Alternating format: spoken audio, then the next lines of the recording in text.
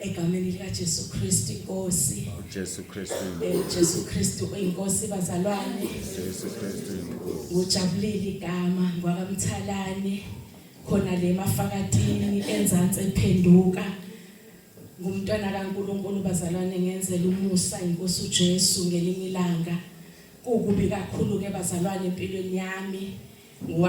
Ngasemafakatini abantu engikhule nabo bayayazi impilo yami. Kodwa uNkulunkulu emuhle inkosi uJesu mangithi nguye njalo ngisho nginesiqiniseko bazalwane ngoba ngambona kumina uJesu nguye njalo futhi ngeke ngithi uma ngabe ngifakaza uthi enhlizweni yami kwaba kuhle ukuthi inkosi uJesu iqale ngami uma ngabe izofika ekhaya la kaMthalane ngoba kube yafika ngomamzondi ngangeke ngithinteke ngangizothi ubevele ilungele. Kodwa yathi mayifika ngami kwabonakala ukuthi impela inkosi uJesu yakwazi ukusebenza ngoba ikwazi ukuguqula into enjengami iyenze ibe yilento uNkulunkulu ayidingayo. Nje bazalwane ngizombonga uNkulunkulu izolo bengilalela inkonzo ngile kitchen ngiyamuza ubaba ekhuluma ukuthi uNkulunkulu umnike ukugcoba umgcobe ngokuthi alapha iCovid. Bazalwane ngifuna ukufakaza lokho egameni lika Jesu. Ngelinye ilanga ngake ngaya enkonzweni eRichards Bay nginomkhuhlane futhi kuzwakala ngoba iCovid ike yangiphatha ngizwe ukuthi hayi leke i-related kwiCovid. Ngathi mangibuya lapho ngisemsebenzini umlungu abengicasukela ngoba kavele kwagula wonke umuntu emsebenzini. Wahamba wayochecka ume kuyo uyochecka ngithi uhambe kanjani bathi ngicasukela. Isinhlizweni yami sengenzele athi wena uhambe waya le Richards Bay ayolanda iCovid sesigula sonke njengamanje hambe uyochecka. Ngashinto eyodwa nje ngoba ngangasanike ngisho ithuba lokuphuma selifakwe emotweni ngaleso sikhathi ngathi uJesu Kristu inkosi uthe ubaba semkhulekele ngeke azabe nayo.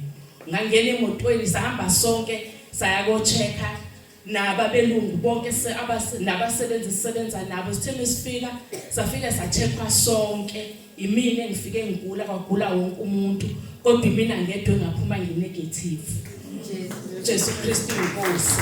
Ngaba nesibindi ke ngaba sengiyazi ngaleso sikhathi ukuthi uma ngabe uNkulunkulu emgcobile umpostoli ngento mase wayisho wayiphumisela usuke engasikhohlisi usuke futhi engafuneli dumo kodwa usuke efuna udumo leNkulunkulu. Ngambona ngalelo langa ukuthi umesesesha ukuthi uNkulunkulu uthe akayenze usuke esethe akayenze futhi izokwenzeka.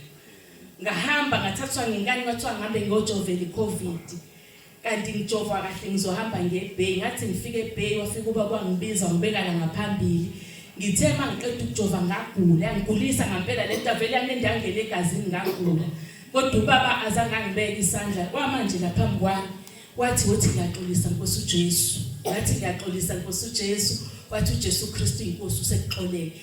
Angikaze bazalwane ngiphinde ngizwe lento engangizwa kuze kube namhlanje. So ngifuna ukufakaza bazalwane angifakazi ngokutsibande kodwa ngifakaza ngoNkulunkulu okuyena ukuthi uma ngabe esekubekile izandla usuke esekubekile ngike ngaba neappointment yokuvuma izono bazalwane. Ngikhala kunento senhlizweni yami ukuthi kunento ebiyenzeka kumina kwelokholwa engasenzeke engazi ukuthi ivalwe yini. Ngavuma ngambikela ubaba ukuthi kunento engasenzeki eyayenzeka futhi kuyangihlupha ukuthi why ingasenzeki. Baba lokhu ngavuma izono kunjengoba nje nganginjalo uNkulunkulu waphendula engangikhale ngakho uJesu Kristu inkosi. Jesu Kristu inkosi.